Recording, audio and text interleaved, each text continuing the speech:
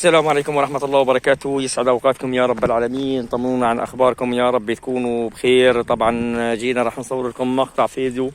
طبعا أول شيء عم نصور شلال المي. طبعا ميت رب العالمين والحمد لله على فضله. وطبعا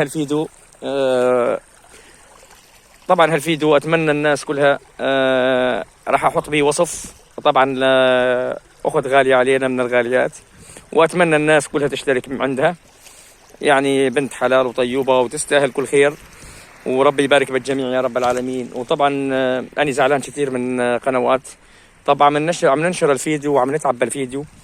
ليش الفيديو اللي عم ننشره ورغم كل التعليقات اللي عم علق عندكم، ورغم عم اطلع من قناتين، قناة عامر مواص وقناة الوردة البيضاء، ليش عم اطلع من قناتين وما عم اشوف تعليق عندي؟ يعني شو عم يصير معكم؟ بس خبروني. طبعا اللي ما عم يرد التعليق انا اعتبره انه مو رايدني بالقناة. اللي ما علقله لا يعلق لي، بس اللي علقله وما رد التعليق علي راح اعتبره انه شنو؟ راح اعتبره انه مو رايدني بالقناة. وطبعا اللي مو رايدني بالقناة هو حر، اني ما اقدر اجبر حدا.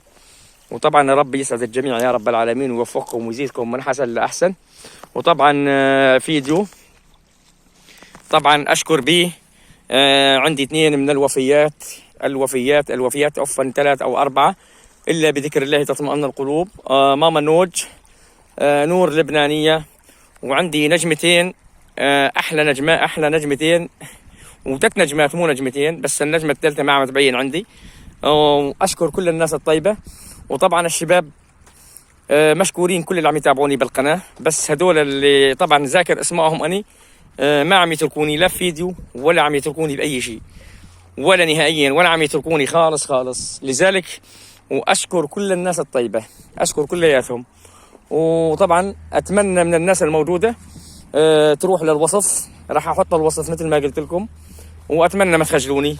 طبعا أنا طالب الكفو منكم، والكفو يبين ويثبت وجوده. وأتمنى للجميع السعادة والتوفيق إن شاء الله. أتمنى لكل الناس السعادة. شوفهم ما شاء الله، هاي المي وهاي الشلالات وهاي الأراضي الزراعية. شوفهم ما شاء الله، صلوا على النبي، صلوا على الحبيب محمد. وشوفهم أحلى شلالات مع طبعا أراضي زراعية، أراضي البصل. شوفوا ما شاء الله البصل. طبعا البصل مفيد وبي أحسن من البصل مفيد جدا، ما بي أحسن من زراعة البصل.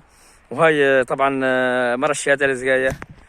وربي يوفقكم يا رب ويوفق الجميع. بارك الله بالجميع. ومثل ما قلت لكم أتمنى ما تخجلوني بالوصف، الوصف مهم عندي إياه. والسلام عليكم ورحمة الله وبركاته.